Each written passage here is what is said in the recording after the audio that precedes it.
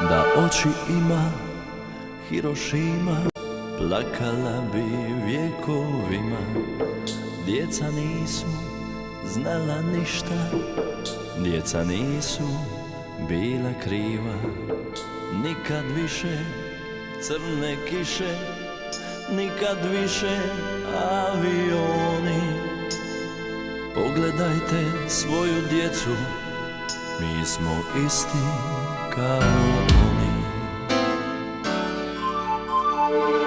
Vjerujem u Boga, vjerujem u mir, vjerujem u nadu za sve ljude ovog svijeta. Vjerujem u Boga, vjerujem u mir, vjerujem u nadu za sve ljude ovog svijeta.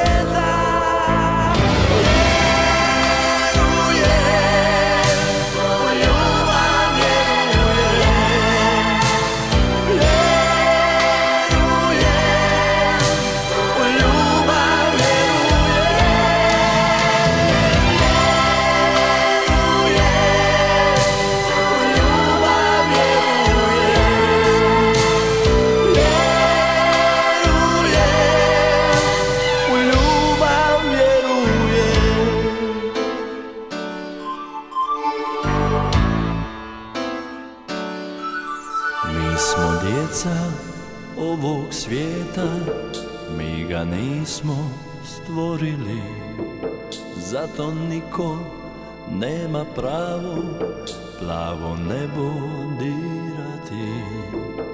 Nikad više crne kiše, nikad više avioni.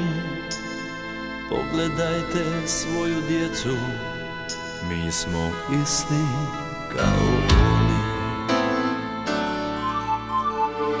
Vjerujem u Boga, vjerujem u mir, vjerujem u nadu za sve ljude ovog svijeta. Vjerujem u Boga, vjerujem u mir, vjerujem u nadu za sve ljude ovog svijeta.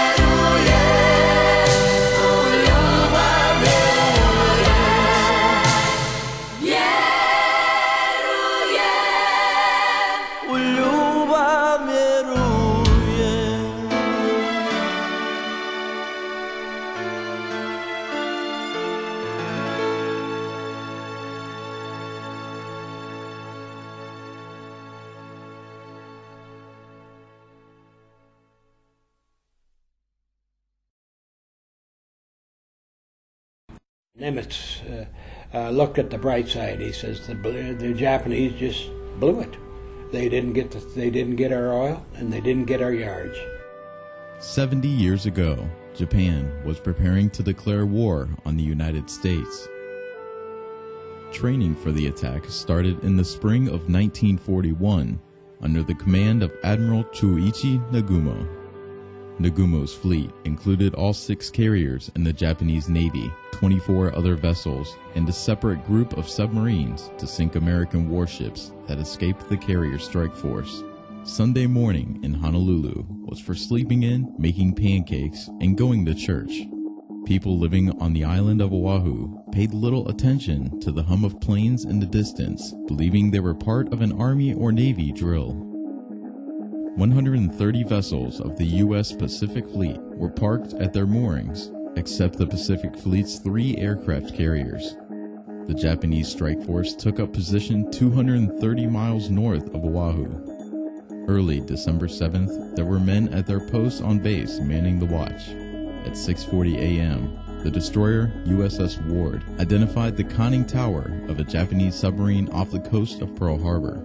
The Ward attacked and sunk the submarine. They reported the sinking as a routine event.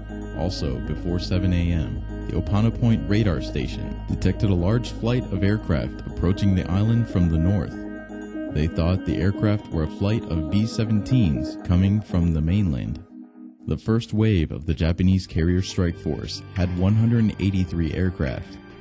They attacked shortly before 8 a.m., hitting the base airfields, and the fleet anchored in Pearl Harbor. The leader of the first attack wave sent coded messages back to Admiral Nagumo that the attack had begun. When there was not a single U.S. Army or Navy plane responding, he radioed Tora, Tora, Tora, meaning tiger, tiger, tiger. These code words meant the surprise had been achieved. Army Air Corps airplanes, parked wing to wing as defense against possible sabotage, were parked at the airfields of Hickam, Wheeler, and Bellows. Naval aircraft were lined up at Ford Island and Kaneohe Bay Naval Air Stations. Marine aircraft were parked at Ava Marine Corps Air Station.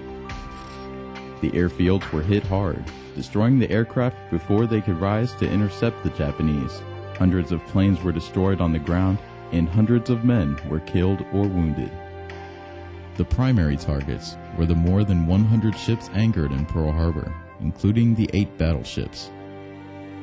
USS Nevada, with their commander ashore, flooding below decks, and against incredible odds, got underway and headed to the channel to cheers from witnesses.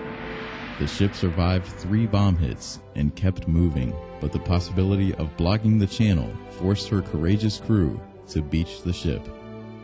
I was on the West Virginia, which was a battleship, and it was the first ship that was sunk at Pearl.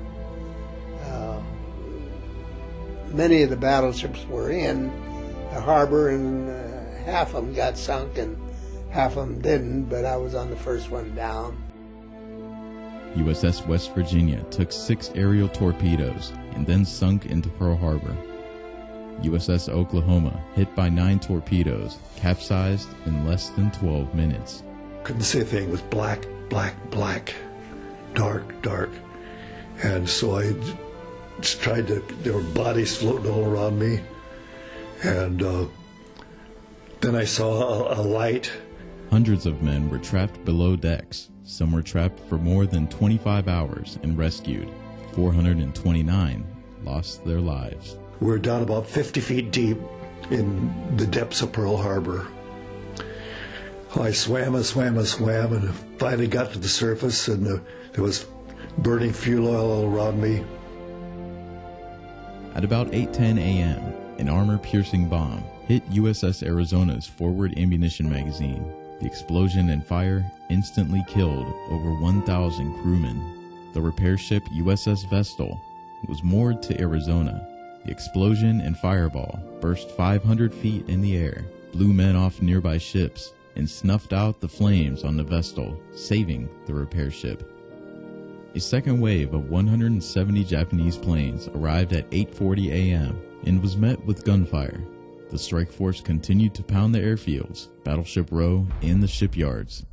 At 10 a.m., the attack was over. Admiral Nagumo did consider a third attack, but knowing the absent U.S. carriers could pose a threat, he ordered the force home. The Admiral felt the 2 waves of attack had neutralized the Pacific Fleet, which was the objective. 21 vessels, including all 8 battleships, were sunk or damaged. 170 aircraft were destroyed, and 150 were damaged. American loss of life totaled 2,390 military personnel and civilians, 1,177 men. Nearly half the fatalities died on USS Arizona. The Japanese lost 29 aircraft, 5 midget submarines, and 65 men were killed. Surprisingly, a lot of people don't realize that we only lost 2 battleships. We lost Oklahoma and Arizona. Within weeks, 3 battleships were returned to service. Eventually, all but 3 of the ships sunk or damaged were completely repaired and returned to duty. The attack united a nation behind a complete commitment to victory in World War II. 44 months of war followed the attack on Pearl Harbor, and sea power determined the course of the struggle. There was a decisive shift in naval warfare, from the battleship to the dominance of carrier-based aircraft in the submarine. Japanese naval forces spearheaded their conquest of Southeast Asia and the Western Pacific, where they were blunted by U.S. Navy ships and aircraft in the battles of Coral Sea and Midway. This led the way to U.S. victories on Japanese-occupied islands, and ultimately to U.S. victory in the Pacific on August 15, 1945. Throughout the latter half of the 20th century, America grew into a world superpower with the responsibility to safeguard freedom and to answer the call when and where threatened. Our nation is grateful and indebted to those who gave their lives on December 7, 1941. We remain steadfast to the cry, "Remember Pearl Harbor," with a strong Navy that provides security, stability, and sea power for our people and around the globe.